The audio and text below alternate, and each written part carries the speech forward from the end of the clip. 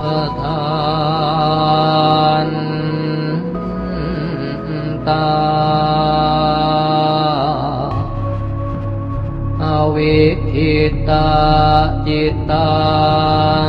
ปริตังพนานตุสักเคกาเมจรูเป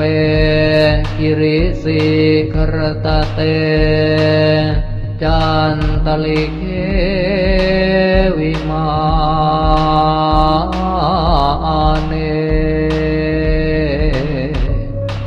อิเปรเทจคาเมตรุวนาคหะเนเขวะทุมอิเข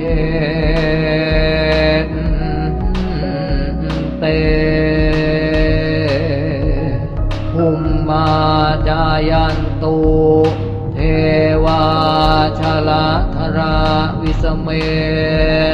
ยาขาคันทาปนา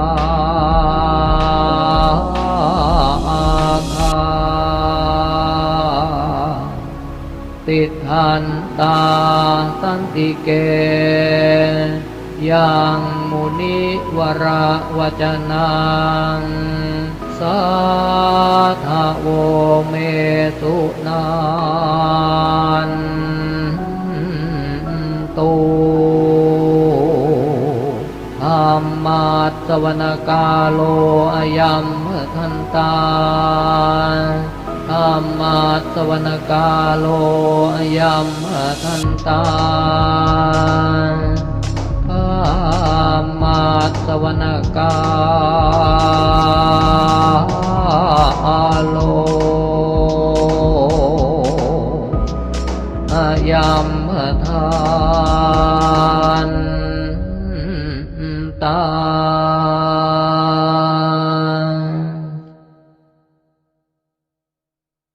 วิปติปฏิภาหายะสัพพสัมปติสิทธิยาสัพพพยวินาศายะปริตังปรูธมังคลัง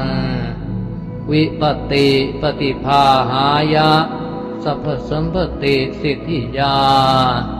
สัพพโรควินาศายะปริตังปรูธมังคลังพรหมาจะโลกาธิปติสหัมปติกัดอัญชลีอันทิวรังอายาจทาสันติทัสสตาปรัชกชาติกาเทเสตุธรรมังอนุกัมปิมังปัจฉังอิมินาสการเรนะพุทธังอภิปูชยามิอิมินาสการเรนะธัมมังอภิปูชยามิอิมินาสการเรนะสังฆังอภิปูชยามิอะระหังสัมมาสัมพุทโธภะคะวาพุทธังภะคะวันตังอะภิวาเทมิสวากขาโตภะคะวะตาธัมโมธัมมังนัมมัสสามิสุปฏิปันโน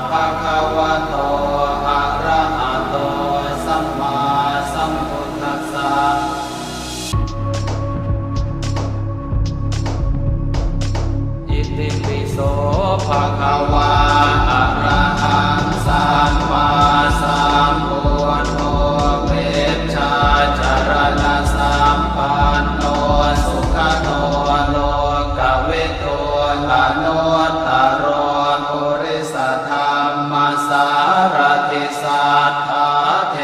วมนุสานังพุทโธ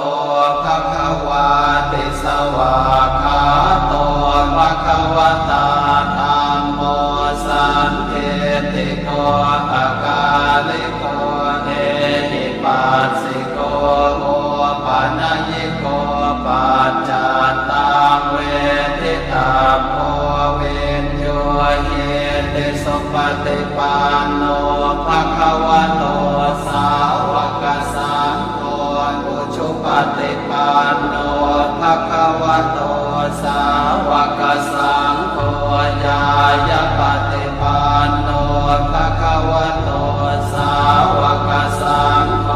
สามีจิปฏิปันโนภควโตสาวกสังโฆยติทางจัตตาริปุริสยุคานิอัตถปุริสปุคลาเอสะภควโตสาวกสังโฆอาหุนายโยปาหุนายโยทักขินายโย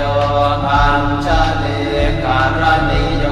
อนุตตรังปุญญาเขตังโลกาสันติ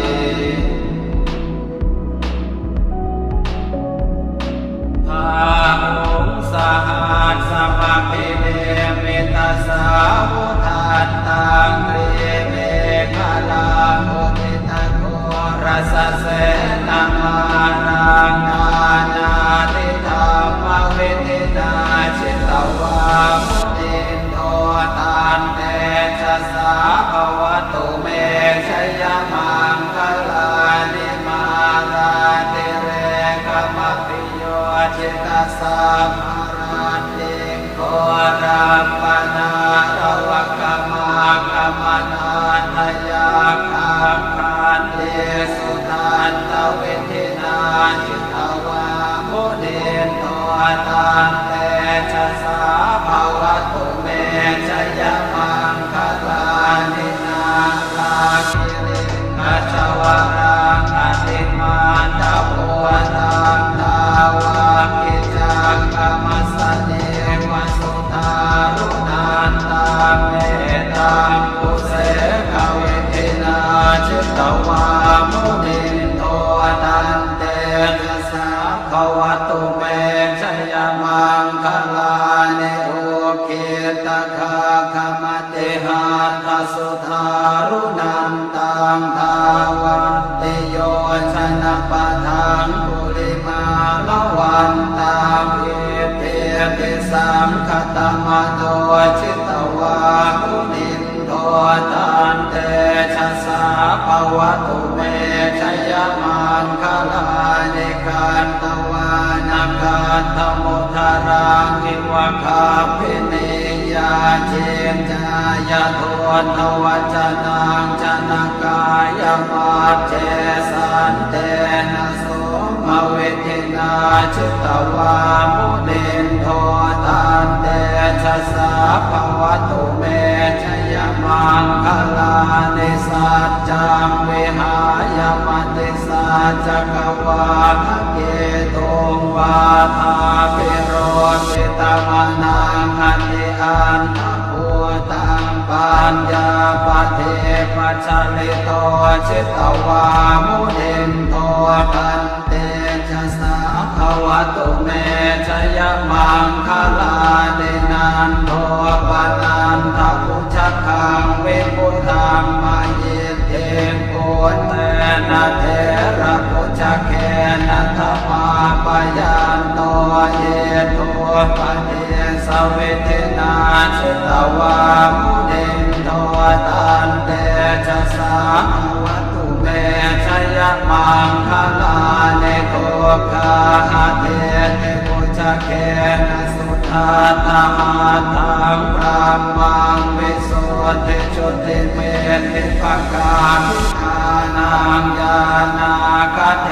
นะเวทินาจิตวามุนินโทตันเตชะสาภวตุเมชยมังคลานิเอตาภิกขุชยมังคลา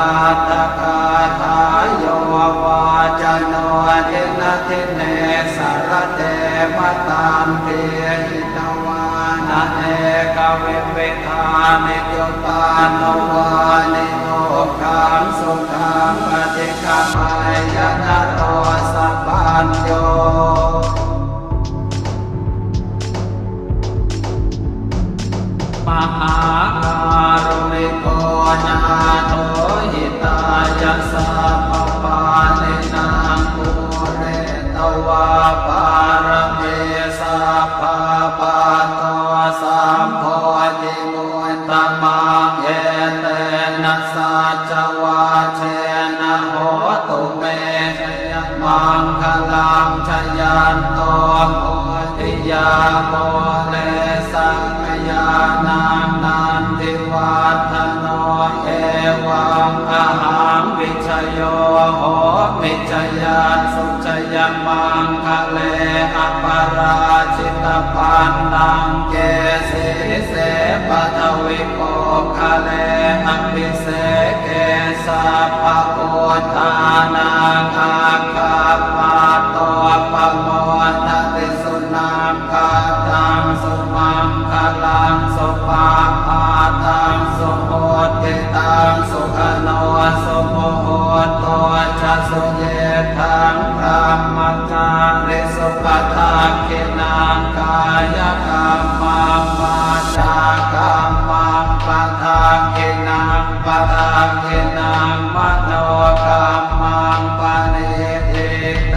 ปทักขินังปทักขินานิกัตตวานลพันตาเท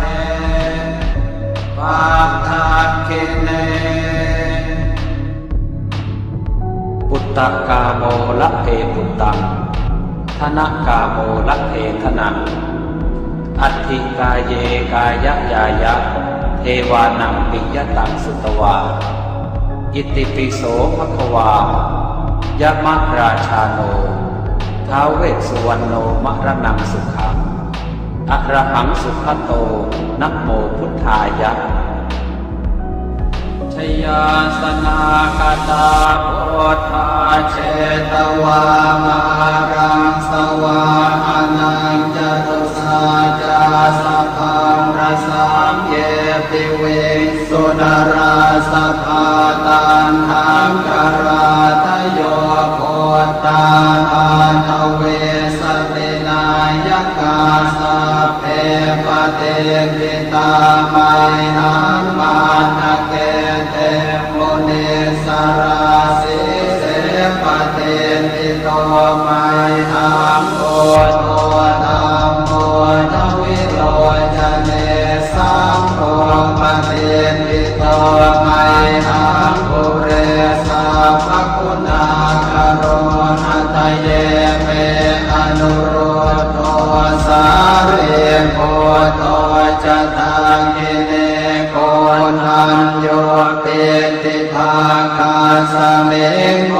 คาลาโนสวามะเกนากิเนสวรรเนมัยหังคาสุขานันทราภุโลกาสโกจะมหานาโมบุภาสงวามโสตะเกเกสันเตเตติภาคาสเมงสุริโยวะปะพังกโรนิสินโนสิริสัมปันโนโสภิโตมุนิพงขโวกุมารกาสโปเทโรมเหสิเจนทวาทโกโสมัยหังวัฒเนมิจังปเตทาสิกุณาคโรโกโนอังคุริมาโรจะอุปาเรนันทสิวะเนเทราปัญจอิเมชาตานาราเตติรกามมาเสสาสิริมหาเทราวิจิตาชินสาวกาเอเตสิริมหาเทราชิตวันโตชิโนรสาชรันตาเสระเตเจนะอังคมังเกสุสัมปิตารัตนาปุระโตอาสิตาคิเนเมตโสตกังอาชาคัมปัจจโตอาสิมาเตอังคุลิมาลกังคันทโมระปะเรตัญจอาตานาติยโสตกังอากาเสชตนังอาสิเสสาปาการสันติตาชินานา วรสังยุตตาสัตตาปาการังกตาวาตเต ตาลิสัญชาตาปาหิราชาตุปาทวาเสสาวินยังยันตุอนันตชินเตชะสาวัสโตเมสเกเจนะสัทธาสัมพุทธปัญจเรชินะปัญจรมาจามิวิหารันตังมหิตะเลสัทธาปาเลนตุมังสาเพเต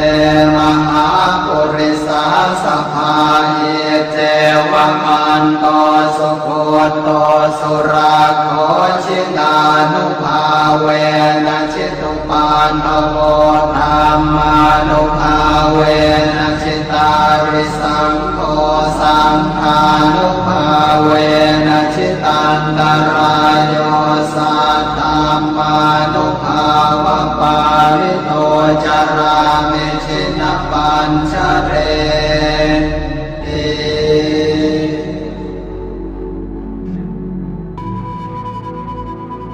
อิติปิโส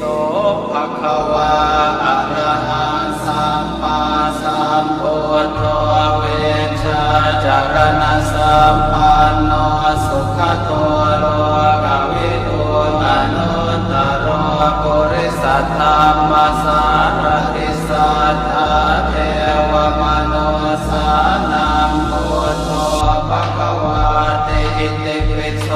ภะคะวาอะระหังสัมมาสัมพุทโธเวชาจารณะสัมปันโนสุขโตโลกวิทูอนุตตรปุริสธรรมสารติสัทธาเทวมนุสานังพุทโธภะคะวาติอิติปิโสภะคะวาอะระหังสัมมาสัมพุทโธเวชาจารณะสัมปันโนสุขโตโลกวิทูอนุตตรปุริสธรรมสารติสัทธาเท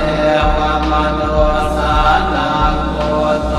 ภะคะวาติอิติปิโสภะคะวาอะระหังสัมมาสัมพุทโธเวชาจารณะสัมปันโนสุขโตโลกวิทูอนุตตรปุริสธรรมสารติสัทธาเทวมนุสานังพุทโธภะคะวาติอิติปิโสภะคะวาอะระหังสัมมาสัมพุทโธเวชาจารณะสัมปันโนสุขโตโลกวิทูอนุตตรปุริสธรรมสารติสัทธาเทว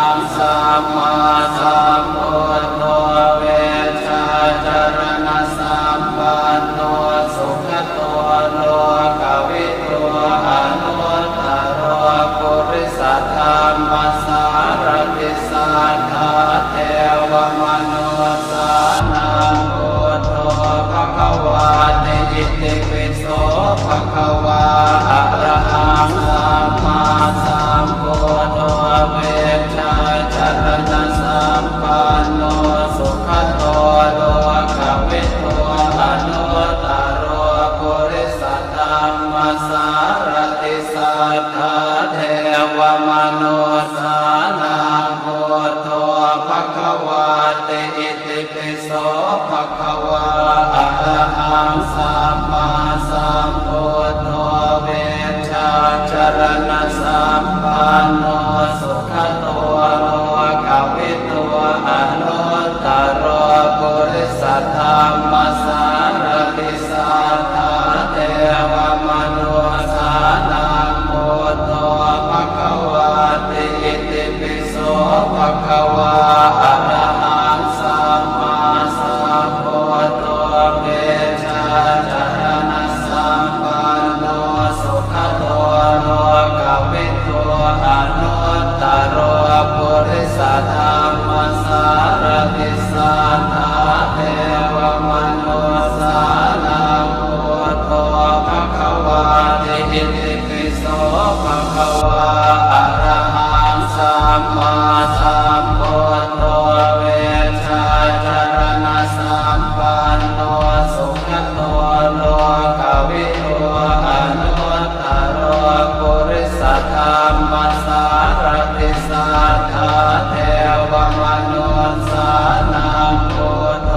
ภควาติอิติปิโสภควาอะระหังสัมมาสัมพุทโธเวชชาจรณะสัมปันโนสุขโตโลกวิทูอนุตตรปุริสธรรมสารติสัทธาเทวมนุสานังพุทโธภควาติอิติปิโสภควาอะระหังสัมมาสัมพุทโธเวชชาจรณะสัมปันโนสุขโตโลกวิทูอนุตตรปุริสธรรมสารติสัทธาเทวมนุสานังพุทโธภควาติอิติปิโสภควาอะระหังสัมมาสัมพุทโธเวชชาจรณะสัมปันโนสุขโตโลกวิทูอนุตตรปุริสธรรมสารติสัทธาเทวมนุสานังพุทโธภควาติอิติปิโสภควาอะระหังสัมมาสัมพุทโธเวชชาจรณะสัมปันโนสุขโตโลกวิทูอนุตตรปุริสธรรมสารติสัทธาเทวมนุสานังพุทโธภควาติอิติปิโสภควาอะระหังสัมมาสัมพุทโธเวชชาจรณะสัมปันโนสุขโตโลกวิทูอนุตตรปุริสธรรมสารติสัทธาเทวมนุสานังพุทโธภควาติอิติปิโสภควาอะระหังสัมมาสัมพุทโธเวชชาจรณะสัมปันโนสุขโตโลกวิทูอนุตตรปุริสธรรมสารติสัทธาเทวมนุสานังพุทโธภควาติอิติปิโสภควาอะระหังสัมมาสัมพุทโธเวชชาจรณะสัมปันโนสุขโตโลกวิทูอนุตตรปุริสธรรมสารติสัทธาเทวมนุสานังพุทโธภควาติอิติปิโสภควาอะระหังสัมมาสัมพุทโธเวชชา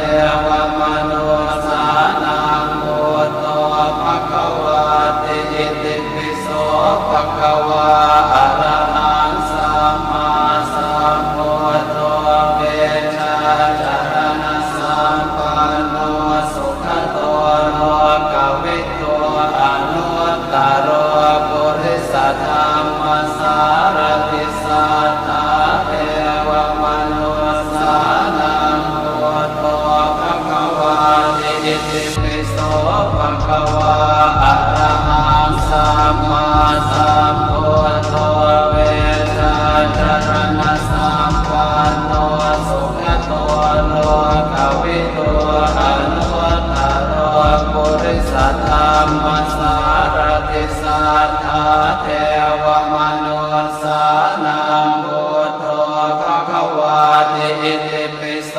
ภะคะวาอะระหังสัมมาสัมพุทโธเวชาจารณะสัมปันโนสุขโตโลกวิทูอนุตตรปุริสธรรมสารติสัทธาเทวมนุสานังพุทโธภะคะวาติอิติปิโสภะคะวาอะระหังสัมมาสัมพุทโธเวชาจารณะสัมปันโนสุขโตโลกวิทูอนุตตรปุริสธรรมสารติสัทธาเทวมนุสานังพุทโธภะคะวาติอิติปิโสภะคะวาอะระหังสัมมาสัมพุทโธเวชาจารณะสัมปันโนสุขโตโลกวิทูอนุตตรปุริสธรรมสารติสัทธาเทวมนุสานังพุทโธภะคะวาติอิติปิโสภะคะวาอะระหังสัมมาสัมพุทโธเวชาจารณะสัมปันโนสุขโตโลกวิทูอนุตตรปุริสธรรมสารติสัทธาเทวมนุสานังพุทโธภะคะวาติอิติปิโสภะคะวาอะระหังสัมมาสัมพุทโธเวชาจารณะสัมปันโนสุขโตโลกวิทูอนุตตรปุริสธรรมสารติสัทธาเทวมนุสานังพุทโธภะคะวาติอิติปิโสภะคะวาอะระหังสัมมาสัมพุทโธเวชาจารณะสัมปันโนสุขโตโลกวิทูอนุตตรปุริสธรรมสารติสัทธาเทวมนุสานังพุทโธภะคะวาติอิติปิโสภะคะวาอะระหังสัมมาสัมพุทโธเวชาจารณะสัมปันโนสุขโตโลกวิทูอนุตตร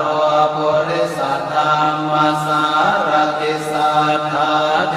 วมนุสานังพุทโธภะคะวาติอิติปิโสภะคะวาอะระหังสัมมาสัมพุทโธเวชาจารณะสัมปันโนสุขโตโลกวิทูอนุตตรปุริสธรรมสารติสัทธาเทวมนุสานังพุทโธภะคะวาติอิติปิโสภะคะวาอะระหังสัมมาสัมพุทโธเวชาจารณะสัมปันโนสุขโตโลกวิทูอนุตตรปุริสธรรมสารติสัทธาเทวมนุสานังพุทโธภะคะวาติอิติปิโสภะคะวาอะระหังสัมมาสัมพุทโธเวชาจารณะสัมปันโนสุขโตโลกวิทูอนุตตรปุริสธรรมสารติสัทธาเทวมนุสานังพุทโธภะคะวาติอิติปิโสภะคะวาอะระหังสัมมาสัมพุทโธเวชาจารณะสัมปันโนสุขโตโลกวิทูอนุตตรปุริสธรรมสารติสัทธาเทวมนุสานังพุทโธภะคะวาติอิติปิโสภะคะวาอะระหังสัมมาสัมพุทโธเวชาจารณะสัมปันโนสุขโตโลกวิทูอนุตตร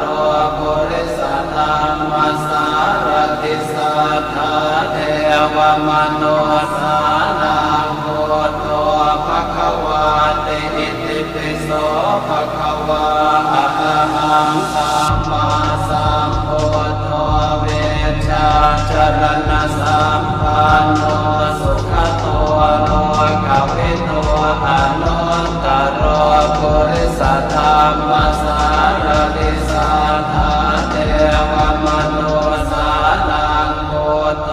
ภควาติอิติปิโสภควาอะระหังสัมมาสัมพุทโธเวชาจรณะสัมปันโนสุขโตโลกวิโตอนุตตรปุริสธรรมสารติสัทธาเทวมนุสานังพุทโธภควาติอิติปิโสภควาอะระหังสัมมาสัมพุทโธเวชาจรณะสัมปันโนสุขโตโลกวิโตอนุตตรปุริสธรรมสารติสัทธาเทวมนุสานังพุทโธภควาติอิติปิโสภควาอะระหังสัมมาสัมพุทโธเวชาจรณะสัมปันโนสุขโตโลกวิโตอนุตตรปุริสธรรมสารติสัทธาเทวมนุสานังพุทโธภควาติอิติปิโสภควาอะระหังสัมมาสัมพุทโธเวชาจรณะสัมปันโนสุขโตโลกวิโตอนุตตรปุริสธรรมสารติสัทธาเทวมนุสานังพุทโธภควาติอิติปิโสภควาอะระหังสัมมาสัมพุทโธเวชาจรณะสัมปันโนสุขโตโลกวิโตอนุตตรปุริสธรรมสารติสัทธาเทวมนุสานังพุทโธภควาติอิติปิโสภควาอะระหังสัมมาสัมพุทโธเวชาจรณะสัมปันโนสุขโตโลกวิโตอนุตตรปุริสธรรมสารติสัทธาเทวมนุสานังพุทโธภควาติอิติปิโสภควาอะระหังสัมมาสัมพุทโธเวชาจรณะสัมปันโนสุขโตโลกวิโตอนุตตรปุริสธรรมสารติสัทธาเทวมนุสานังพุทโธภควาติอิติปิโสภควาอะระหังสัมมาสัมพุทโธเวชาจรณะสัมปันโนสุขโตโลกวิโตอนุตตรปุริสธรรมสารติสัทธาเทวมนุสานังพุทโธภควาติอิติปิโสภควาอะระหังสัมมาสัมพุทโธเวชาจรณะสัมปันโนสุขโตโลกวิโตอนุตตรปุริสธรรมสารติสัทธาเทวมนุสานังพุทโธภควาติอิติปิโสภควาอะระหังสัมมาสัมพุทโธเวชาจรณะสัมปันโนสุขโตโลกวิโตอนุตตรปุริสธรรมสารติสัทธาเทวมนุสานังพุทโธภควาติอิติปิโสภควาอะระหังสัมมาสัมพุทโธเวชาจรณะสัม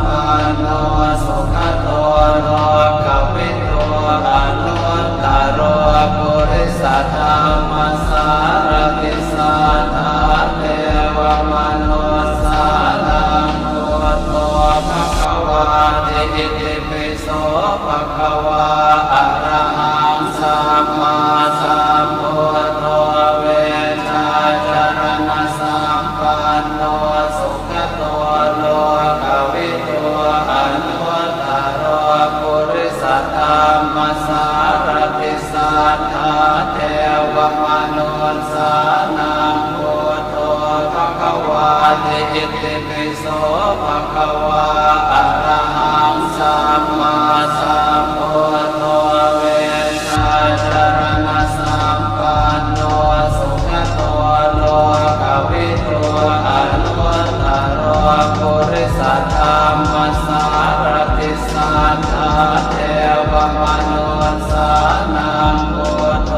ภควาติอิติปิโสภควาอะระหังสัมมาสัมพุทโธเวชาจารณะสัมปันโนสุขโตโล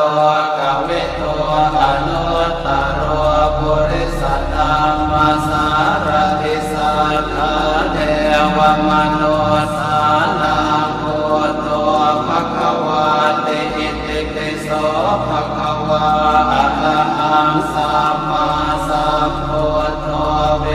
ชาจารณะสัมปันโนสุขโตโลกวิทูอนุตตรปุริสธรรมสารติสัทธาเทวมนุสานังพุทโธภควาติอิติปิโสภควาอะระหังสัมมาสัมพุทโธเวชาจารณะสัมปันโนสุขโตโลกวิทูอนุตตรปุริสธรรมสารติสัทธาเทวมนุสานังพุทโธภควาติอิติปิโสภควาอะระหังสัมมาสัมพุทโธเวชาจารณะสัมปันโนสุขโตโลกวิทูอนุตตรปุริสธรรมสารติสัทธาเทวมนุสานังพุทโธภควาติอิติปิโสภควาอะระหังสัมมาสัมพุทโธเวชาจารณะสัมปันโนสุขโตโลกวิทูอนุตตรปุริสธรรมสารติสัทธาเทวมนุสานังพุทโธภควาติอิติปิโส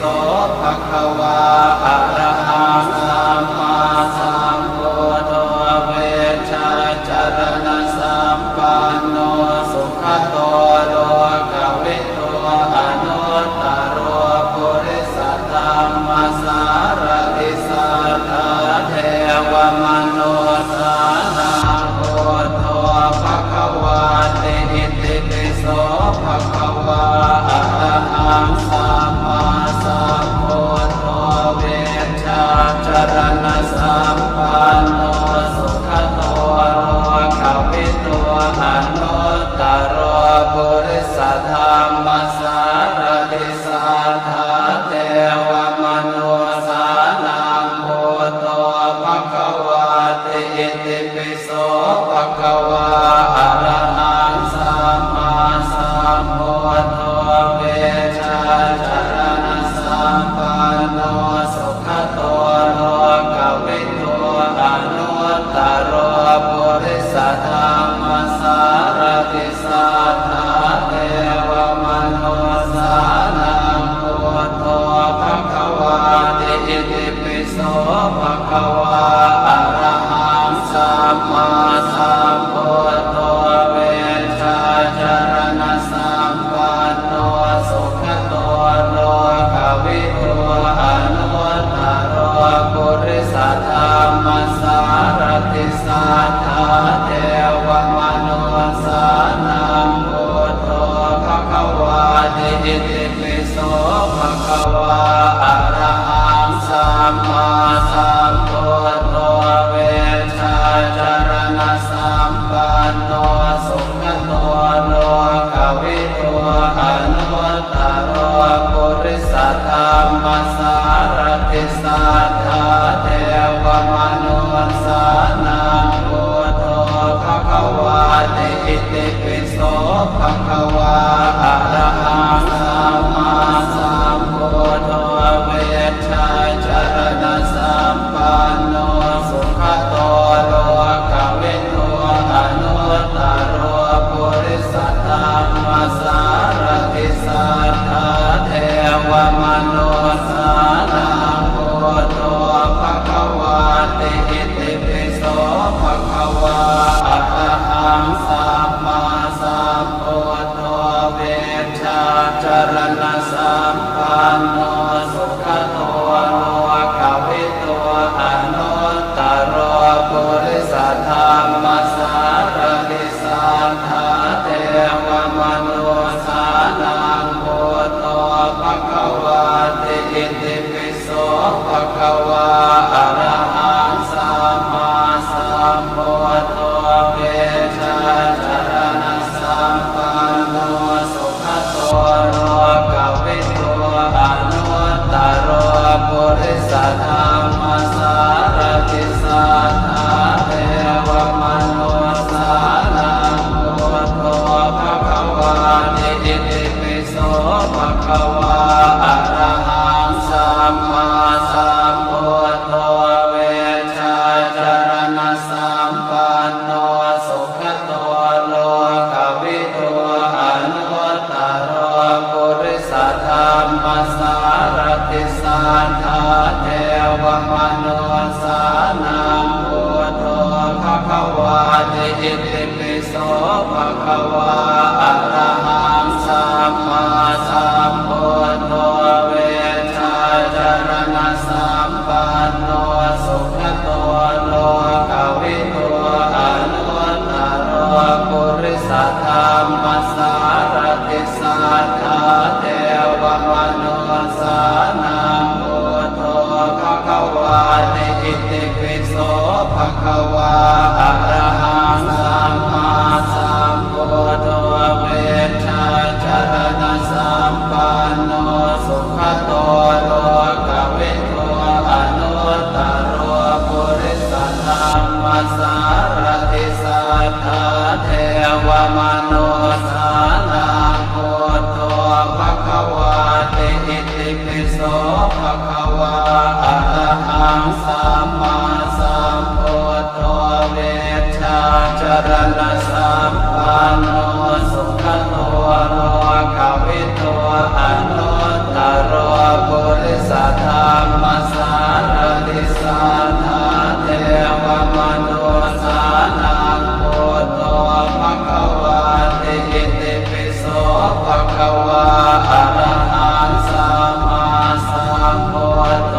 เวชชาจารณสัมปันโนสุขโตโลกวิทูอนุตตรปุริสธรรมสารติสัทธาเทวมนุสานังพุทโธภควาติอิติปิโสภควาอะระหังสัมมาสัมพุทโธเวชชาจารณสัมปันโนสุขโตโลกวิทูอนุตตรปุริสธรรมสารติสัทธาเทวมนุสานังพุทโธภควาติอิติปิโสภควาอะระหังสัมมาสัมพุทโธเวชชาจารณสัมปันโนสุขโตโลกวิทูอนุตตรปุริสธรรมสารติสัทธาเทวมนุสานังพุทโธภควาติอิติปิโสภควาอะระหังสัมมาสัมพุทโธเวชชาจารณสัมปันโนสุขโตโลกวิทูอนุตตรปุริสธรรมสารติสัทธาเทวมนุสานังพุทโธภคว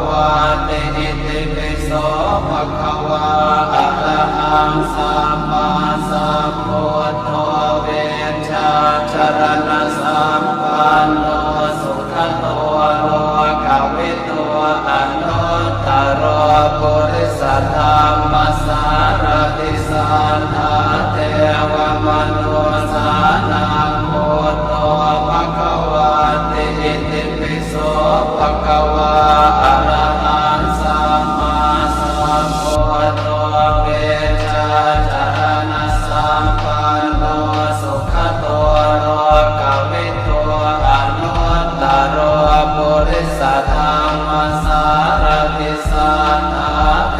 วมนุสสานังพุทโธภะคะวาติอิติปิโสภะคะวาอะระหังสัมมาสัมพุทโธเวชชาจารณะสัมปันโนสุขโตโลกวิทูอนุตตรปุริสธรรมสารติสัทธาเทวมนุสสานังพุทโธภะคะวาติอิติปิโสภะคะวาอะระหังสัมมาสัมพุทโธเวชชาจารณะสัมปันโนสุขโตโลกวิทูอนุตตรปุริสธรรมสารติสัทธาเทวมนุสสานังพุทโธภะคะวาติอิติปิโสภะคะวาอะระหังสัมมาสัมพุทโธเวชชาจารณะสัมปันโนสุขโตโลกวิทูอนุตตรปุริสธรรมสารติสัทธาเทวมนุสสานังพุทโธภะคะวาติอิติปิโสภะคะวาอะระหังสัมมาสัมพุทโธเวชชาจารณะสัมปันโนสุขโตโลกวิทูอนุตตรปุริสธรรมสารติสัทธาเทวมนุสสานังพุทโธภะคะวาติอิติปิโสภะคะวาอะระหังสัมมาสัมพุทโธเวชชาจารณะสัมปันโนสุขโตโลกวิทูอนุตตรปุริสธรรมสารติสัทธาเทวมนุสสานังพุทโธภะคะวาติอิติปิโสภะคะวาอะระหังสัมมาสัมพุทโธเวชชาจารณะสัมปันโนสุขโตโลกวิทูอนุตตรปุริสธรรมสารติสัทธาเทวมนุสสานังพุทโธภะคะวาติอิติปิโสภะคะวาอะระหังสัมมาสัมพุทโธเวชชาจารณะสัมปันโนสุขโตโลกวิทูอนุตตรปุริสธรรมสารติสัทธาเทวมนุสสานังพุทโธภะคะวาติอิติปิโสภะคะวาอะระหังสัมมาสัมพุทโธเวชชาจารณะสัมปันโนสุขโตโลกวิทูอนุตตรปุริสธรรมสารติสัทธาเทวมนุสสานังพุทโธภะคะวาติอิติปิโสภะคะวาอะระหังสัมมาสัมพุทโธเวชชาจารณะสัมปันโนสุขโตโลกวิทูอนุตตรปุริสธรรมสารติสัทธาเทวมนุสสานังพุทโธภะคะวาติอิติปิโสภะคะวาอะระหังสัมมาสัมพุทโธเวชชาจารณะสัมปันโนสุขโตโลกวิทูอนุตตรปุริสธรรมสารติสัทธาเทวมนุสสานังพุทโธภะคะวาติอิติปิโสภะคะวาอะระหังสัมมาสัมพุทโธเวชชาจารณะสัมปันโนสุขโตโลกวิทูอนุตตรปุ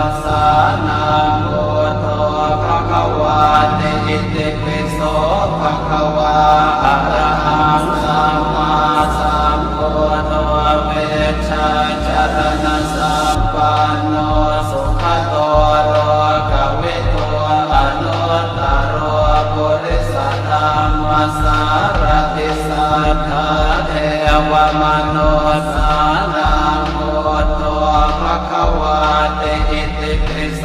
ภะคะวาอะระหังสัมมาสัมพุทโธเวชชาจรณะสัมปันโนสุขโตโลกวิทูอนุตตรปุริสธรรมสารติสัทธาเทวมนุสานังพุทโธภะคะวาเตอิติปิโสภะคะวาอะระหังสัมมาสัมพุทโธเวชชาจรณะสัมปันโนสุขโตโลกวิทูอนุตตรปุริสธรรมสารติสัทธาเทวมนุสานังพุทโธภะคะวาเตอิติปิโสภะคะวาอะระหังสัมมาสัมพุทโธเวชชาจรณะสัมปันโนสุขโตโลกวิทูอนุตตรปุริสธรรมสารติสัทธาเทวมนุสานังพุทโธภะคะวาเตอิติปิโสภะคะวาอะระหังสัมมาสัมพุทโธเวชชาจรณะสัมปันโนสุขโตโลกวิทูอนุตตรปุริสธรรมสารติสัทธาเทวมนุสานังพุทโธภะคะวาเตอิติปิโสภะคะวาอะระหังสัมมาสัมพุทโธเวชชาจรณะสัมปันโนสุขโตโลกวิทูอนุตตรปุริสธรรมสารติสัทธาเทวมนุสานังพุทโธภะคะวาเตอิติปิโสภะคะวาอะระหังสัมมาสัมพุทโธเวชชาจรณะสัมปันโนสุขโตโลกวิทูอนุตตรปุริสธรรมสารติสัทธาเทวมนุสานังพุทโธภะคะวาเตอิติปิโส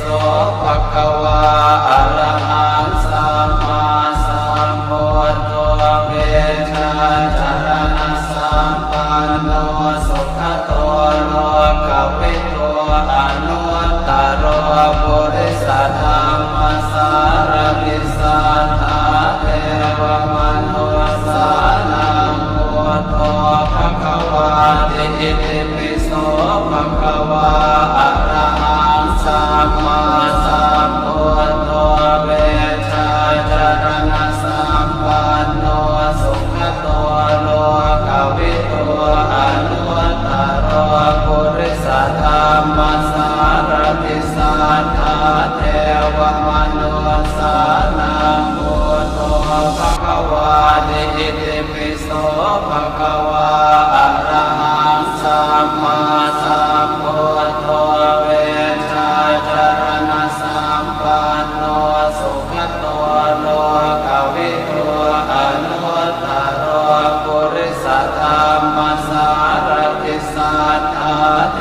วมนุสานังพุทโธภะคะวาเตอิติปิโสภะคะวาอะระหังสัมมาสัมพุทโธเวชชาจรณะสัมปันโนสุขโตโลกวิทูอนุตตรปุริสธรรมสารติสัทธาเทวมนุสานังพุทโธภะคะวาเตอิติปิโสภะคะวาอะระหังสัมมาสัมพุทโธเวชชาจรณะสัมปันโนสุขโตโลกวิทูอนุตตรปุริสธรรมสารติสัทธาเทวมนุสานังพุทโธภะคะวาเตอิติปิโสภะคะวาอะระหังสัมมาสัมพุทโธเวชชาจรณะสัมปันโนสุขโตโลกวิทู อนุตตรปุริสธรรมสารติสัทธาเทวมนุสสานังพุทโธภควาติอิติปิโสภควาอะระหังสัมมาสัมพุทโธเวชาจารณะสัมปันโนสุขโตโลกวิทูอนุตตรปุริสธรรมสารติสัทธาเทวมนุสสานังพุทโธภควาติอิติปิโสภควาอะระหังสัมมาสัมพุทโธเวชาจารณะสัมปันโนสุขโตโลกวิทูอนุตตรปุริสธรรมสารติสัทธาเทวมนุสสานังพุทโธภควาติอิติปิโสภควาอะระหังสัมมาสัมพุทโธเวชาจารณะสัมปันโนสุขโตโลกวิทูอนุตตรปุริสธรรมสารติสัทธาเทวมนุสสานังพุทโธภควาติอิติปิโสภควาอะระหังสัมมาสัมพุทโธเวชาจารณะสัมปันโนสุขโตโลกวิทูอนุตตรปุริสธรรมสารติสัทธาเทวมนุสสานังพุทโธภควาติอิติปิโสภควาอะระหังสัมมาสัมพุทโธเวชาจารณะสัมปันโนสุขโตโลกวิทูอนุตตรปุริสธรรมสารติสัทธาเทวมนุสสานังพุทโธภควาติอิติปิโสภควาอะระหังสัมมาสัมพุทโธเวชาจารณะสัมปันโนสุขโตโลกวิทูอนุตตรปุริสธรรมสารติสัทธาเทวมนุสสานังพุทโธภควาติอิติปิโสภควาอะระหังสัมมาสัมพุทโธเวชาจารณะสัมปันโนสุขโตโลกวิทูอนุตตรปุริสธรรมสารติสัทธาเทวมนุสสานังพุทโธภควาติอิติปิโสภควาอะระหังสัมมาสัมพุทโธเวชาจารณะสัมปันโนสุขโตโลกวิทูอนุตตรปุริสธรรมสารติสัทธาเทวมนุสสานังพุทโธภควาติอิติปิโสภควาอะระหังสัมมาสัมพุทโธเวชาจารณะสัมปันโนสุขโตโลกวิทูอนุตตรปุริสธรรมสารติสัทธาเทวมนุสสานังพุทโธภควาติ